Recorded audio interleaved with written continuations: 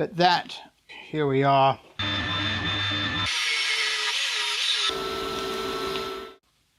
Hello again. Welcome back.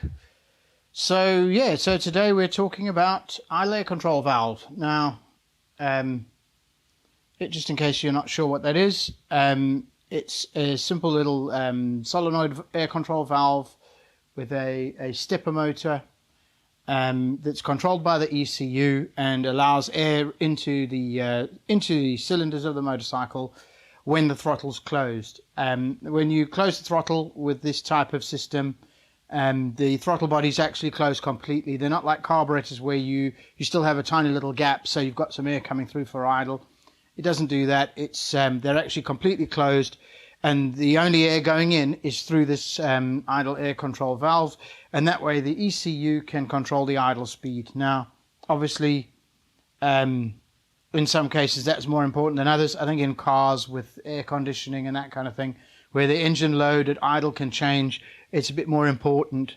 In a motorcycle, it's not so important, I suppose, but the system is there. I thought I might as well use it. I think it's easier than trying to modify the throttle bodies so that I can have an adjustable idle speed that's easy to get to and set without tools. So yeah, I'm not 100% sure if it's going to work on this engine though, because these GS engines are famously cold-blooded engines. They don't like any kind of throttle until they've warmed up a bit.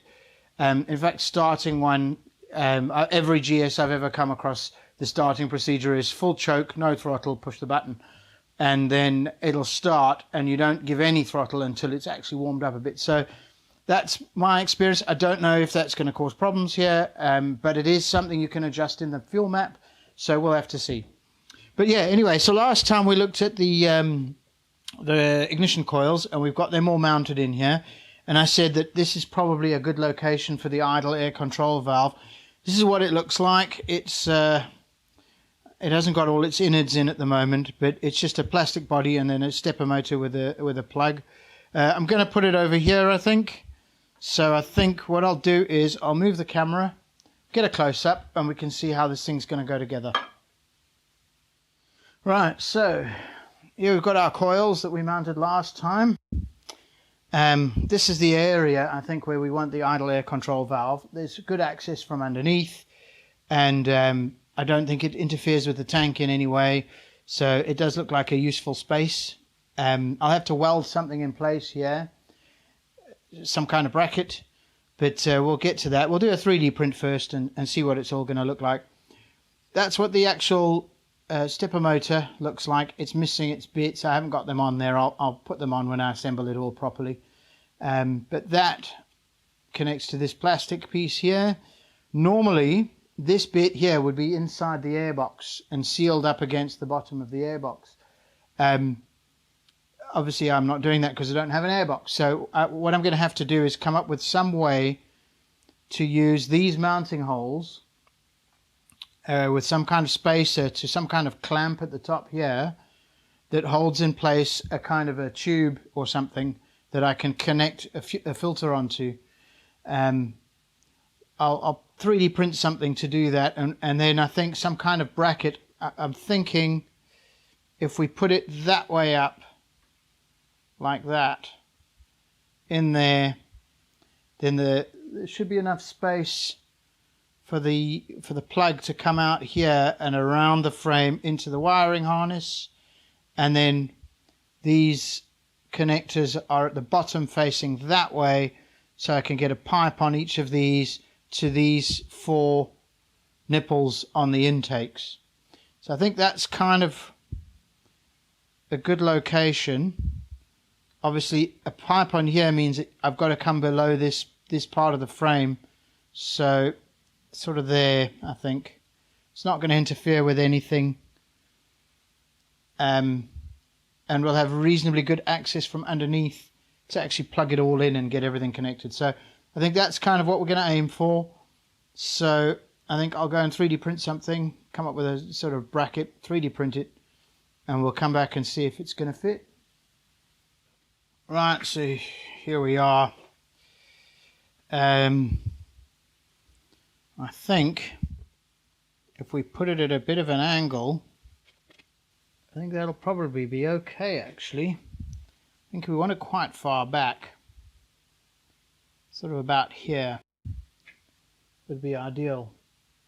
At a little bit of an angle, and that just gives us enough space to get a hose from there to there.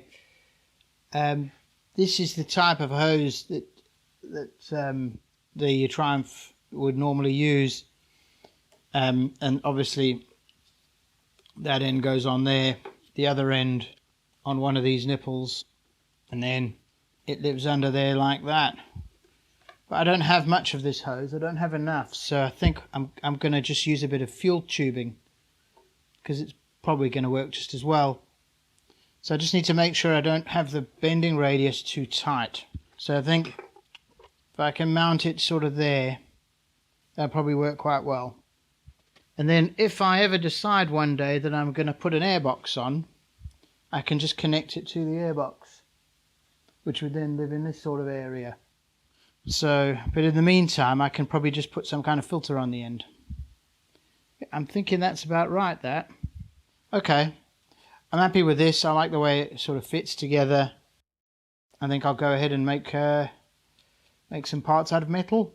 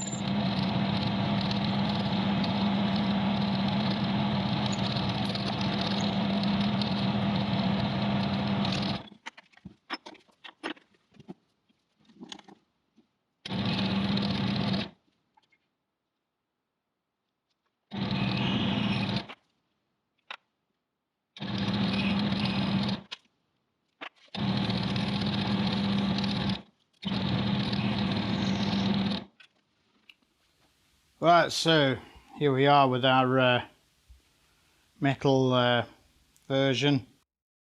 Let's have a look. Not terrible. I think around about there. I think I would have preferred it to be a bit of a better fit in the frame. I don't know if I need to make this bracket again actually. It didn't come out brilliantly. And there's a bit of a gap there. Unless I put it a little further up, just stick it there. Probably be alright there actually. There's enough space. If I put it there, the gap's not too big to weld up. Okay, I think that's a pretty good spot.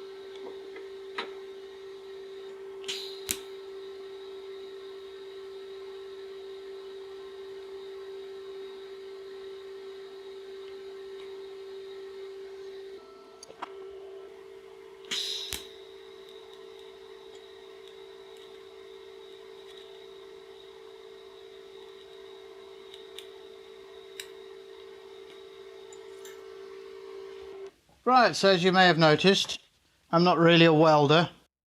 I've only just got this TIG welder. But I think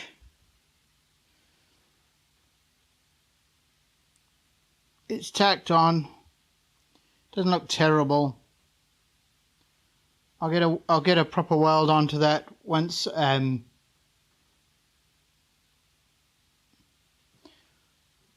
once the engine's out the frame and I can get a better position on it. Then I'll properly weld it in place.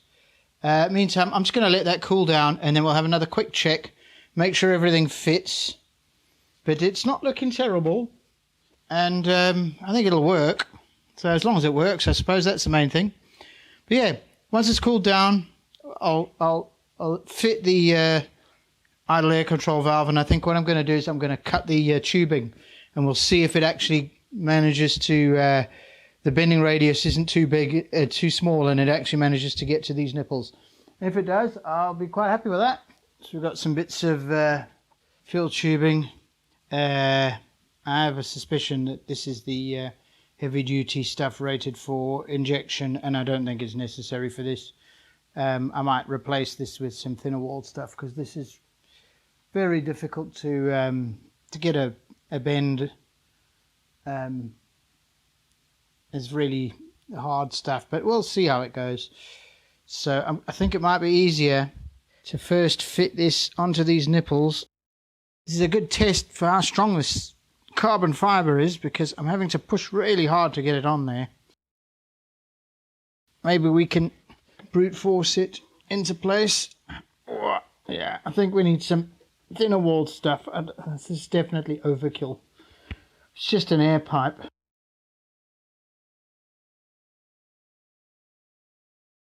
So those are our air tubes in place. Yeah, just got to say for the record, I'm obviously not a welder. I haven't had this welder for very long.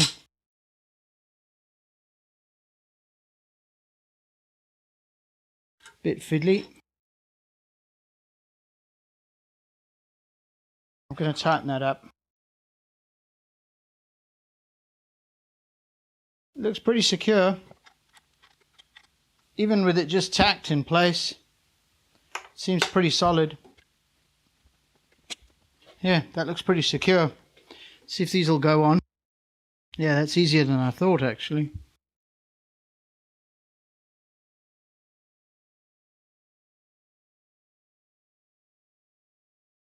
That's really not bad, actually.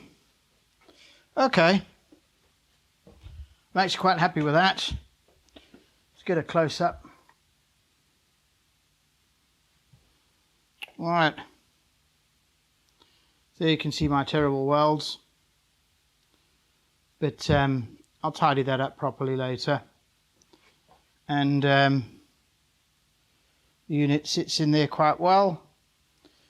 It barely sticking out. And then you've got your 4 hoses, one for each cylinder. And it all seems to fit quite well. I think that's going to be all right, that.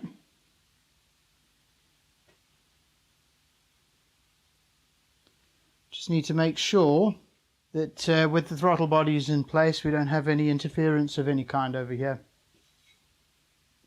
Right, well, I'm happy with the way that came out. I think that's actually pretty tidy.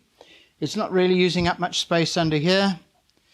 Obviously, I haven't sorted out the intake side of the assembly, so at some point I'll have to machine a tube that'll go in there, and I don't quite know where it's going to go yet. But for the purposes of testing, I think that's good enough. I'm pretty sure that'll be airtight. Nothing looks like it's bending beyond its comfortable radius, so I think that's going to work really well. And then, yeah, I'm happy with that. So next thing we're going to look at is the fuel delivery system. So what I might do, I might deviate a little. I was planning to use an external fuel pump and filter, but I'm starting to mount things up here and I'm starting to run out of space. So I don't know if I'll find a comfortable spot to put an external fuel pump and filter. So I had another look at the tank, and it looks like there's probably plenty of space in there for a proper in-tank fuel pump. So I've ordered one. So I need to modify the tank to get the pump in there. Luckily, that tank's been sitting with no fuel in it for a few years now, so I think it's probably safe to cut and grind and possibly even weld. So yeah, so that's the next thing to look at. What I'll probably do though, I would like to get this engine together and just test all of this stuff and see if I can get it running. And for that, I'll probably just use a temporary tank. I might take one of those, fuel jugs, and use one of them and just put some temporary fittings on. We'll have a look at that next, I think. As soon as I know I can get fuel to this thing, I think it'll be time to put this engine together and actually get it in, have a test start, see if we can actually get the thing to run. So yeah, okay, fuel delivery next, and then after that we're going to actually try and get this engine running. So yeah, thanks very much for watching. See you soon.